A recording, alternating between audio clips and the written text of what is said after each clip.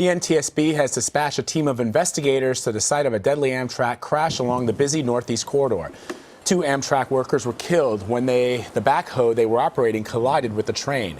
The train headed from New York to Savannah, Georgia, was carrying 341 people at the time of the accident. 35 passengers were transported to the hospital. None of the injuries are believed to be life-threatening. Amtrak gave an update on the accident just a short time ago. Service on Amtrak's Northeast Corridor is currently suspended between Philadelphia and Wilmington. We'll be working to restore service as soon as possible. Amtrak service between New York and Harrisburg, Amtrak's Keystone service, remains operational. For those who are concerned about family members and loved ones on the train, they can call 1-800-523-9101. This is our information hotline. We can provide information. That's all the information we have right now. The NTSB will be in charge of the investigation. They'll be providing all further information about the incident. Thank you. For more on that investigation, we turn to our transportation safety analyst, Mark Rosenker. He is a former NTSB chairman, and he is in our Washington bureau today. Mark, let's talk about this investigation. I think we talked about this a little earlier today. Are there cameras at those locations where the train was hit? And obviously there are cameras inside the cabin or the cockpit, I don't know what you call it, for the train.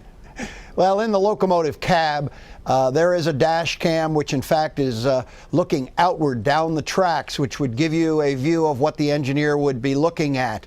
The Amtrak has indicated that they have, if they haven't done it already, they are planning on putting cameras in the cab itself facing the engineer himself, so to see what the engineer was doing at the time of the accident itself. The NTSB, in its GO team, will bring a number of people, including the investigator in charge, to this investigation. And of course, a good deal of information as it relates to what the train's, how its performance was, is in that what we call the event recorder. It's like a black box or aircraft. They'll take that, they'll download the information so that they'll get a good idea of the speeds of the train itself and when the engineer actually applied the emergency braking. Mark, what are the procedures for operating machinery next to a train track? I mean, even if this machine was part of Amtrak's service, it wasn't contracted out to somebody else, what are sort of the procedures that they have to employ, especially when trains are coming through the area? Absolutely, Vad. What this is a coordinated effort. The maintenance orders the actual work to be done. There are records of all of these actions that are supposed to be taken care of. Those are also given to operations where, in fact, they then are alerting the engineer. He should know that there will be work in a certain block of that railroad and the time that, in fact, it's going to be occurring. So all of these things should be coordinated, and coordinated just like a ballet. Everything should be done properly. Everything should be coordinated. That's going to be where the question is. Were the orders given to operations? Did operations then give them to the engineer? And also, they're going to be looking very carefully at what the actual maintenance workers were doing and what they were supposed to be doing at that time, and how much information they were supposed to have as it relates to what times trains are going by that track, the directions that the train is also going.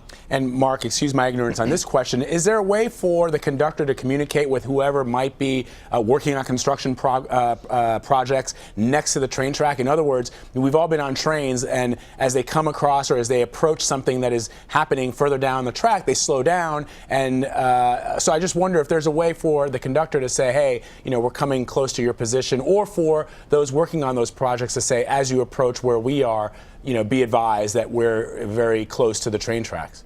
Well, both the conductor and the engineer are supposed to be aware of where, in fact, there are work crews. This is an interesting case in that it appears that this backhoe was in a place that it should not have been. It may have been stuck for some reason on the track. We just don't know. Very early in the investigation. But because we actually have video, dash cam video, we should see exactly what the engineer was seeing. And also, we're going to have a good deal of data because the investigators are going to be able to actually interview that engineer and anyone else who may have been on that work crew. Mark Rosenker. Thanks so much for coming in on a Sunday, Mark. Appreciate it. You bet, Vlad.